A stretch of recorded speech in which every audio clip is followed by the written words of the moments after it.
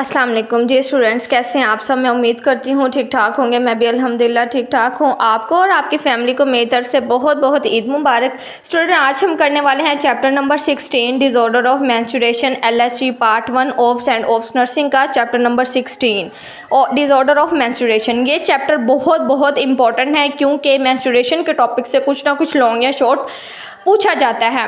ज़्यादातर इस चैप्टर में से जो क्वेश्चन पूछा जाता है वो है फेसेस ऑफ मेंस्ट्रुएशन। ठीक है, मेंस्ट्रुअल साइकिल की डिफाइन या फेसेस ऑफ मेंस्ट्रुएशन। हम ये स्टार्ट करते हैं इस चैप्टर को। बिस्मिल्लाहिर्रहमानिर्रहीम। Define menstrual cycle and write down the faces of menstrual cycle. इसमें सबसे पहले हम इसकी डिफाइन करेंगे एंड देन उसके फेसेस डिस्क्राइब करेंगे।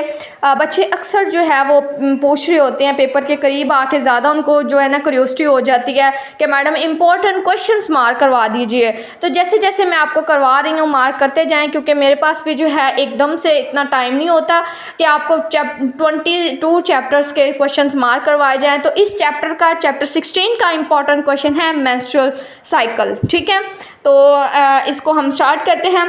डिफाइन करेंगे, सबसे पहले डेफिनेशन करेंगे। जैसा कि आप जानते हैं कि आपको हर टॉपिक में अपने हैंडमेड नोट्स से करवाती हूँ, जिसके ज़रिए आपके बहुत इजीली जो है कॉन्सेप्ट्स क्लियर हो जाते हैं। बहुत शॉर्ट और बहुत ही ज़बरदस्त किस्म के नोट्स बनाए गए हैं और आप अक्सर ही जो है वो कमेंट्स में भी बता रहे होते हैं कि आपका मेथड्स बहुत अच्छा है या आप का जो है वो कॉन्सेप्ट बहुत अच्छे आप क्लियर करवाती हैं। वो इस वजह से क्लियर होते हैं क्योंकि पहले से मैं नोट्स बना के रखती हूँ, मेन चीज़ें हाईलाइट करके रखती हूँ, जो कि जो है पेपर में जो है लिखना बहुत ज़रूरी होती हैं।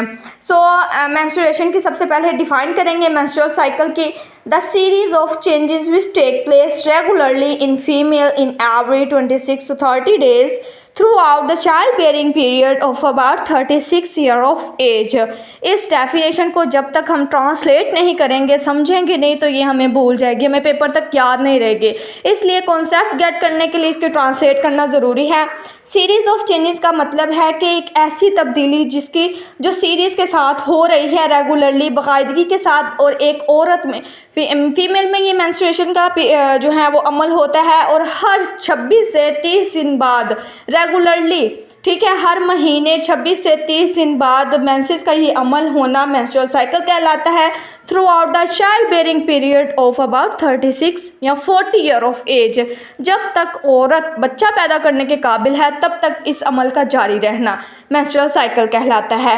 एवरेज ब्लड लॉस आपसे पूछा जा सकता है, MCQs के तौर पर मार्क कर लें। इसमें एवरेज जो ब्लड लॉस है वो होता है 30 ml, और अगर पेशेंट PPH में है या फिर एबनॉर्मल ब्लीडिंग हो रही है, हैवी ब्लीडिंग हो रही है एक आम औरत को या एक आम लड़की को, तो उसमें कितना ब्लड लॉस होगा? 80 ml। ठीक है, तो अब हम आते हैं फेसेस ऑफ मेंसेस या फेसेस ऑफ मेंस्ट्रुअल साइकिल की तरफ।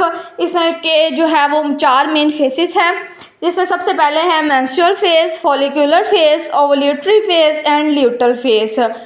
अच्छा, ये जो 4 फेसेस है ना, इनको आपने इसी तरह तरतीब के साथ लिखना है। ये नहीं कि आपने पहला फेस लास्ट पे कर दिया है, दूसरा फेस जो है वो पहले की जगह कर दिया है, तो ये गलत हो जाएगा। आपने इसी तरह इसको as it is in headings को याद रखना है और इनके कॉन्सेप्ट्स आपको इनके मतलब भी पता होना चाहिए कि मेंस्ट्रुअल फेस में जो है वो क्या होगा। थोड़ी बहुत चीज़ें तो आपको नाम से ही पता चल जाती हैं, लाइक मेंस्ट्रुअल साइकिल फेस में जो है वो मेंसेस होंगे। In this phase the lining of the uterus shedding. ठीक है, इस फेस में क्या होगा कि यूट्रस की लाइनिंग शी डाउन होंगी और मेंसेस होंगे। और फॉलिकुलर फेस में जो है वो फॉलिकल बनेगा। इन this face uterus lining building up follicular. ठीक है, तो फॉलिकुलर फेस में फॉलिकल्स बनेंगे।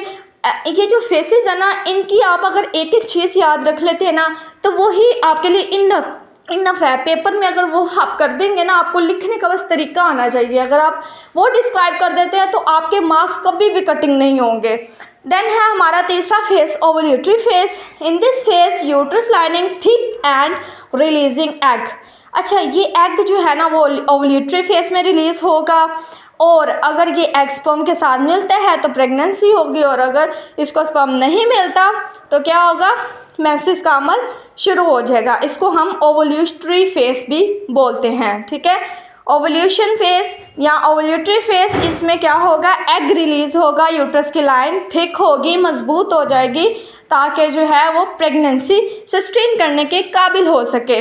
देन हमारा आ जाता है फोर्थ फेस, ल्यूटल फेस।